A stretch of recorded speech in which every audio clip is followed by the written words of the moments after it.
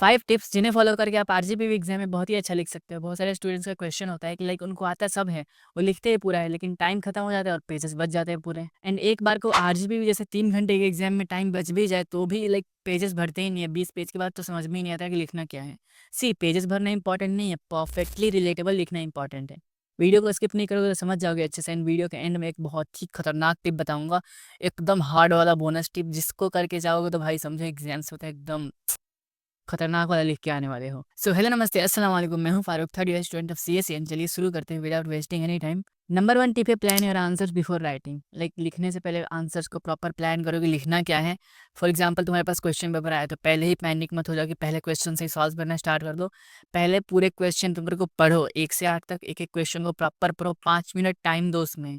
मैं स्पेशली बोल रहा हूँ कि 5 मिनट वेस्ट करो, 2 मिनट में पढ़ के खत्म मत करो। पूरा अच्छे से 5 मिनट पढ़ो क्वेश्चन पेपर को, एक एक क्वेश्चन के ऊपर। उसके बाद प्रिपेयर करो कि तुमको कौन से क्वेश्चंस बनाने हैं। 1 to 5 में से कौन कौन से तुमको आते हैं, कौन से नहीं आते हैं। हाँ, एक क्वेश्चन बहुत सारे स्टूडेंट से पूछते हैं कि लाइक भैया 1 का बी पहले आता है और 1 का ए सबसे लास्ट में आता है, तो लिख सकते हो? बिल्कुल लिख सकते हो। जो पॉइंट सबसे पहले समझ में आ रहा है उसको सबसे पहले लिखो, जो पॉइंट सबसे एंड में आ रहा है उसको एंड में लिखो। नो मैटर वो किसी भी क्वेश्चन का हो सकता है, ठीक है। तो साथ साथ में लिखना कोई ज़रूरी नहीं है।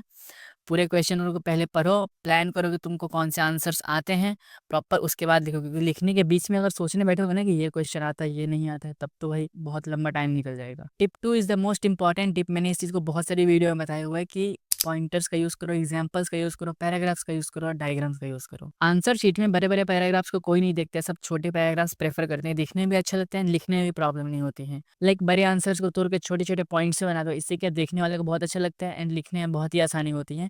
एंड कोशिश करो कि हर एक पॉइंट में एग्जाम्पल्स डाल दो। कोई भी टॉपिक लिखो उसमें एग्जाम्पल्स डालने की कोशिश करो। एग्जाम्पल के बहुत सारे बेनिफिट्स है। फॉर एग्जाम्पल आपको आंसर नहीं आ रहा है तो आपका एग्जाम्पल से उसको समझा सकते हो। एंड जो चेक कर रहा है वो, अगर आपका डेफिनेशन गलती भी होगा तो एग्जामिनर को समझ में आ जाएगा कि एग्जाम्पल सही है। डैट मीन्स कि स्टूडेंट को समझ में आता है कि वो लिखना क्या चाहता है। Tip number 3, practice time management. ये हमारा सबसे ज़्यादा फोकस इसी पे होना चाहिए, क्योंकि आरजीपी में 3 घंटे का टाइम होता है। एंड अगर हम अप्रोक्सीमेटली कैलकुलेट करें तो 25 से 30 मिनट एक क्वेश्चन पे होता है, ठीक है। एक क्वेश्चन जो 14 मार्क्स का होता है उसमें 2 पॉइंट्स होते हैं, जिसमें 12 से 13 मिनट एक क्वेश्चन में आपको मिलेगा। तो प्रैक्टिस के लिए 3 घंटे का टाइमर लगाने की कोई ज़रूरत नहीं है। जैसे मैं करता था, मैं अपना बता रहा हूँ आपको। 12 मिनट का एक अलार्म लगाओ एंड 12 मिनट के एक अलार्म में आप 7 मार्क्स के एक क्वेश्चन को सॉल्व करो, जिससे प्रैक्टिस बहुत अच्छी होगी एंड एग्जाम्स बहुत अच्छे जाएंगे। नंबर 4 टिप है, right quickly but clearly. Like कोशिश करो कि क्लियर लिखो वर्ड्स को। फॉर एग्जाम्पल बहुत सारे लोग क्या करते हैं ना कि कर्सिव वर्ड्स यूज़ करते हैं। ए को कर्सिव में लिखेंगे एंड वाई को कर्सिव में लिखेंगे। इससे क्या होगा कि जैसे हम वो चीज़ें वहाँ पे यूज़ करते हैं जहाँ पे हमको किसी को दिखाना है, 10-15 लोग देख रहे हैं, आप बोर्ड पे कुछ लिखो, तो आप वहाँ पे जितना स्टाइलिश राइटिंग यूज़ करना है आप करो। बट यहाँ पे ओनली आप हो, आपका एग्जामिनर है और कोई नहीं है। जो चेक करेगा वो एंड तुम। तो बीच में कोई और तीसरा नहीं देख रहा है, तो आप एकदम सिंप्लीफाइड सिंप्लीफाइड लैंग्वेज का यूज़ करो। कोशिश करो कि सारे वर्ड्स एकदम क्लियर हों। ए लिख रहे हो तो एकदम क्लियर लिखो, बी लिख रहे हो एकदम क्लियर लिखो। लास्ट बहुत ज़्यादा इंपॉर्टेंट टिप है एंड इस टिप को बहुत ध्यान से सुनना, stay calm and focused. Like exam के दौरान अगर आप पैनिक हो जाओगे, थोड़ा सा भी पैनिक हो गए, टेंशन में आ जाओगे, तो आपका पूरा एग्जाम खराब हो जाएगा। पैनिक बिल्कुल नहीं होना है। फॉर एग्जाम्पल आप कोई भी क्वेश्चन सॉल्व कर रहे हो एंड आप उसमें उलझ गए, आपको समझ में ही नहीं आ रहा इसके आगे क्या करना है। ऐसी सिचुएशन में पैनिक बिल्कुल नहीं होना। लाइक टेंशन में आ जाते हैं बच्चे एंड ओवर थिंक करने लगते हैं कि अभी ये क्वेश्चन नहीं आएगा तो क्या होगा, क्योंकि आधा तो मैंने लिख दिया है। पेन को एकदम साइड में रखो एंड डीप ब्रेथ लो लाइक दिस। बस। अगर क्वेश्चन उसके बाद आपको आंसर आ रहा है तो लिखो, नहीं आ रहा है तो एकदम स्मूथली क्वेश्चन को छोड़ दो, दूसरे क्वेश्चन पे आ जाओ। क्योंकि किसी एक क्वेश्चन को परफेक्ट बनाने के चक्कर में आपका बहुत सारा टाइम निकल जाएगा। तो किसी एक क्वेश्चन को परफेक्टली करने से बढ़िया आप बहुत सारे क्वेश्चन को अच्छे से अटेम्प्ट करो, ठीक है। तो अगर आंसर आ रहा है तो ठीक है, अदरवाइज स्मूथली उसको चेंज करो, मूव ऑन करो एंड दूसरे क्वेश्चन पे आ जाओ। And keep this in mind always during exam कि तुम वहाँ पे कोई मास्टरपीस बनने नहीं जा रहे हो। लाइक वहाँ पे तुमको 70 आउट ऑफ 70 नहीं करना है, तुम अपना बेस्ट दोगे।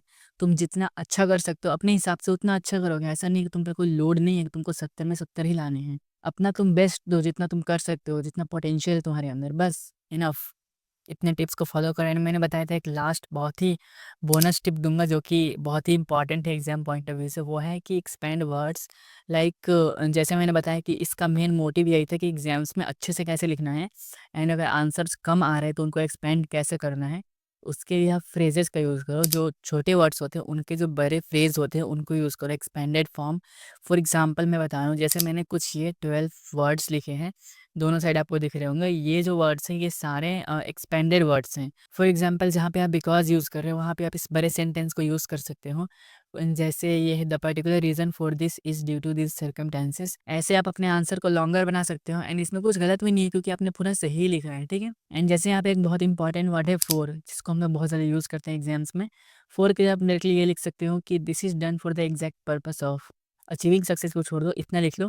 This is done for the exact purpose of, इसको आप 2 बार, 3 बार, 4 बार जितनी बार चाहे यूज़ कर सकते हो। बस लेंदी ना हो, ध्यान रखना इस चीज़ का। एंड आई थिंक ये बहुत इन्फॉर्मेटिव वीडियो थी। वीडियो इन्फॉर्मेटिव लगी तो वीडियो को लाइक कर देना एंड हाँ, चैनल सब्सक्राइब कर देना। फ्यूचर में बहुत कुछ सीखने को मिलेगा।